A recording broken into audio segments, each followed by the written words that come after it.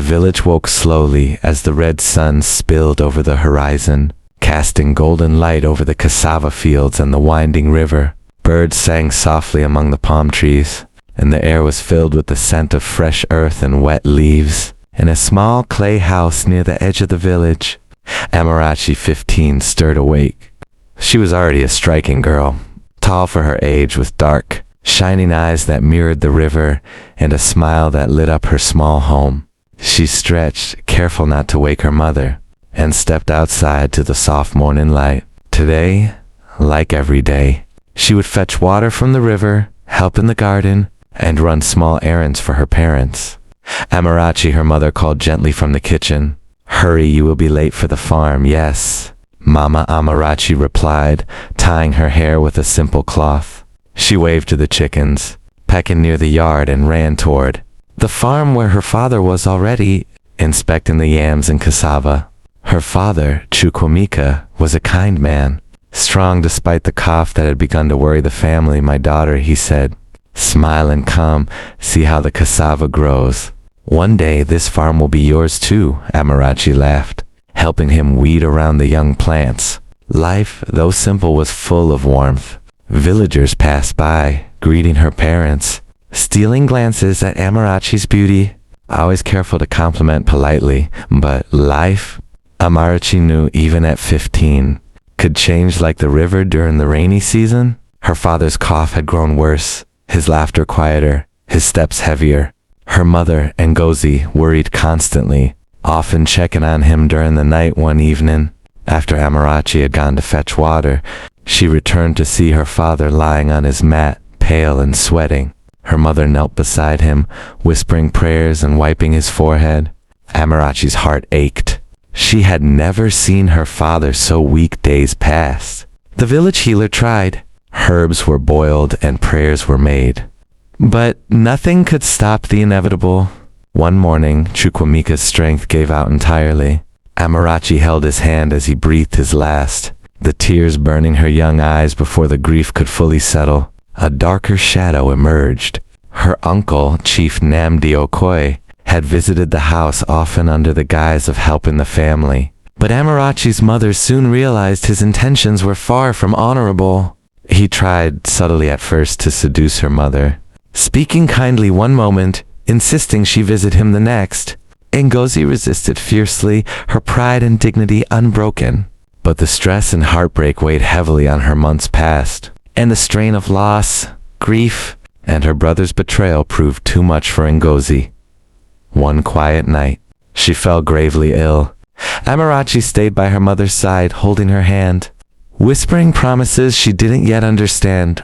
Her mother's last words were a mixture of sorrow and warning. "Amarachi, my child, stay strong, be careful for your uncle." But before she could finish, her eyes closed and Amarachi was left alone in the world. 15 years old, orphaned, her small frame trembling as the sun rose over the village that had once been her happy home. Later that day, Chief Nnamdi Okoye came to the house again. He spoke softly, feigning sympathy, but his words carried a weight Amarachi felt deep in her bones. He told her she would have to live with him now, for her own safety and care. And so, with her heart heavy and tears streaking her cheeks, Amarachi prepared to leave the only home she had ever known. The path ahead was uncertain. The river, the farm, and the laughter of her parents were behind her. Only the memory of their love remained, a fragile shield against the world she was about to face. Amarachi's feet sank slightly into the soft red earth as she walked along path toward her uncle's compound. Her bag was small, holding only a few clothes and the wooden comb her mother had given her. She stopped once to look. Back at the village she had grown, up in the river where she fetched water, the cassava farm where she had laughed and worked with her father, and the little clay house that had been her home. Now it felt like a world she would never return to ahead. She saw her uncle's compound. It was bigger than her father's house, with 2 mud huts and a small courtyard, where the children played and chickens scratched in the dirt. The smoke from the cooking fire rose lazily into the sky. There was no gate, only an open yard with a few yam barns and a small small garden of okra and tomatoes. Her uncle, Chief Namdi Okoye, was sitting on a wooden stool near the fire, his legs crossed. He was a tall, strong man, with a serious face lined with age. When he saw Amarachi, he waved a hand. "Ah, Amarachi. Come, child. This will be your home now." Amarachi stepped forward timidly. "Yes, uncle," she said softly. Bowing her head, his wife, Mama Efayama, came out of the hut carrying a small calabash of water. Her eyes narrowed as she looked Amarachi over. "So this is the orphan," she said. Her voice was flat, almost cold. "You will live here, but do not expect anyone to make life easy for you." Amarachi's throat tightened. She nodded and followed her onto the hut, where she would sleep, a small corner with a thin mat on the floor. It smelled faintly of smoke and dried yam, but it was shelter. The children of the house, Ikena, Uchechi, and little Ada, watched her closely, whispering and giggling behind their hands. Amarachi tried to smile, but the laughter made her feel even smaller that evening. She helped her aunt grind yam for fufu and fetch water from the river. She carried the clay pot carefully, the cool water sloshing slightly with each step. Her uncle watched silently from his stool, his eyes lingering on her in a way that made her uneasy days pass slowly. Amarachi woke at dawn, helped with the fire, carried water, weeded the garden, and went to the farm with her cousins. Mama Afiama's criticism was sharp and constant, and the children were often unkind. Yet Amarachi kept herself busy remembering her parents' words. "Endure, and you will grow strong."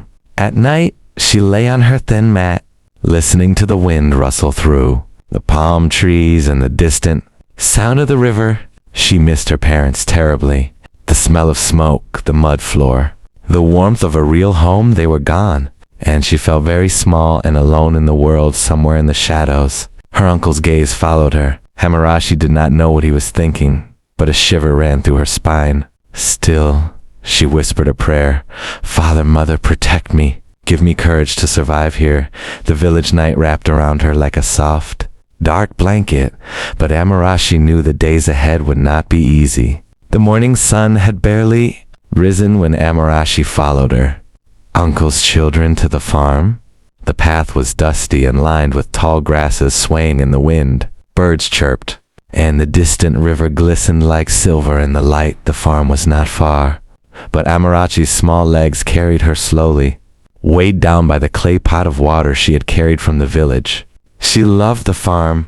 She loved the smell of wet earth, the green shoots of cassava, and the rhythm of work under the open sky. But today something felt wrong. Her uncle, Chief Namdi, walked behind her, silent, his eyes always watching at the farm. Amarachi worked quietly. She planted yams, pulled weeds, and helped her cousins carry baskets of harvested cassava. The sun beat down on her back, sweat trickling down her face, but she kept going, thinking of her parents and how proud they would be of her diligence. "Amarachi," her uncle said suddenly, his voice low and sharp. She looked up to see him standing close, too close. "Come, child. Help me with this cassava over here." She moved hesitantly, her heart beating faster. Something in the way he looked at her made her uneasy, but she forced herself to focus on the work the day wore on, and her uncle's presence never left her side. He made small remarks, comments on how beautiful she was, how she should smile more for him, how much stronger she looked than other girls. Amarachi stiffened with every word, pulling herself away when she could when it was time to rest. Amarachi sat by the riverbank, rinsing her hands in the cool water. She hoped the sun would hide her from her uncle's eyes, but she sensed him coming toward her. Fear knotted her stomach. She remembered her mother's words, "Stay strong, my child. Watch for danger." "Amarachi," he whispered, "you will be safe with me. You don't have to be afraid." But Amarachi did not believe him. She shook her head, backing away. "No, uncle, I must go back," she said, her voice trembling before he could grab her. A shout rang out across the farm. "Hey, what is happening here?" A young villager, Obina, carrying his white tapper after tending his father's goats, had seen the scene. His voice was strong, loud, and urgent. He ran toward them, flailing his arms, shouting for help. Chief Namdi froze, startled, and Amarachi seized the moment. She ran toward the other side of the farm, slipping through the tall cassava stalks. Her heart pounded violently, but the sight of Obinna running toward her gave her hope. Obinna reached her just in time. "Are you okay?" he asked. Concern in his voice, Amarachi nodded, tears streaming down her cheeks. "Yes, thank you," her uncle, realizing he had been caught, stepped back, his face dark with anger. But the presence of the young man made him pause. He muttered something under his breath and returned slowly toward the house, leaving Amarachi trembling but alive that evening. As Amarachi lay on her thin mat back in the hut, she whispered a prayer. "Father, Mother, thank you for keeping me safe today. Give me courage for tomorrow." The village night settled over the compound. The stars twinkled in the sky, and the distant river murmured softly. Amarachi's heart still raced, but she felt a tiny spark of hope. She had survived the first danger, but she knew deep down that her uncle would not give up easily. The farm had revealed his true face, and Amarachi realized she would need all her courage and wisdom to survive the days ahead. Amarachi had grown stronger over the years. Now 20, she was no longer the timid girl who had first arrived at her uncle's house.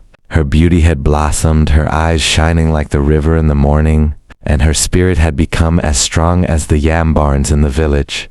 But Chief Namdi, her uncle, had grown bolder with each passing year. His eyes lingered too long, his words too soft, and his intentions more dangerous than ever. For years, Amarachi had wanted to tell her aunt, Mama Ifeoma, about her uncle's wickedness, but she knew it would do no good. Her aunt would never believe her. "Please do not speak my name," her uncle had warned whenever she hesitated to obey him. Amarachi had learned that silence was her shield, and patience her weapon. One bright morning, Amarachi went to fetch water from the river. The sun sparkled on the rippling water, and the birds sang overhead. She moved quietly, hoping to be alone, when she suddenly felt a shadow behind her. Her uncle was there, stepping closer. Thinking he could finally trap her, Amarachi's heart pounded. But her courage had grown over the years. She refused to tremble. In a sudden, desperate act, she pushed him away. At that exact moment, a snake hidden along the riverbank lunged, biting Chief Namdi. He screamed, clutching his legs, stumbling backward into the mud. Amarachi cried out for help, but villagers rushing to the scene feared the worst. "She has killed him," they whispered among themselves. But a witness had been watching an elderly man hidden among the trees. He had seen everything, how Amarachi had defended herself, how the snake had struck, and how she had acted only to protect herself. "This girl is innocent," he shouted to the crowd. "She did not harm him, the snake bit him, and she only acted to protect herself." The uncle was taken to the healer, who carefully treated the snake bite. The uncle groaned in pain, but eventually recovered from the bite. But the villagers had seen enough of his wickedness over the years, the way he had tried to harm Amarachi, the cruelty toward his family, the fear he had sown in anger and justice. The village elders banished Chief Namdi from the village, never to return. Amarachi was now truly free. Her uncle could no longer threaten her, and she could live without fear. The village celebrated her courage. Children ran alongside her. Women nodded in admiration, and the elders whispered praises of her bravery. Amarachi stood tall in the compound, refusing to stay another moment under her uncle's roof. Beside her stood Chukudi, her lover, patient and kind. He had waited quietly, loving her from afar, and now he could finally walk beside her openly, together. They strolled along the dusty paths of the village, the river glimmering nearby, the palm trees swaying in the gentle wind. Amarachi laughed, a clear, joyous sound that echoed across the village. She had survived betrayal, danger, and fear. She had outwitted evil and reclaimed her life. The girl who had once been trapped and silenced was now a woman free to live boldly, love openly, and shape her own destiny under the vast Igbo sky. With the farm fields alive with life and the river sparkling in the sunlight, Amarachi embraced her freedom. The past would always remain part of her story, but the future, her life with Kukudi, Her independence and her happiness was hers to shape. Thank you for watching. Don't forget to subscribe, comment, like, and share so you don't miss our next stories.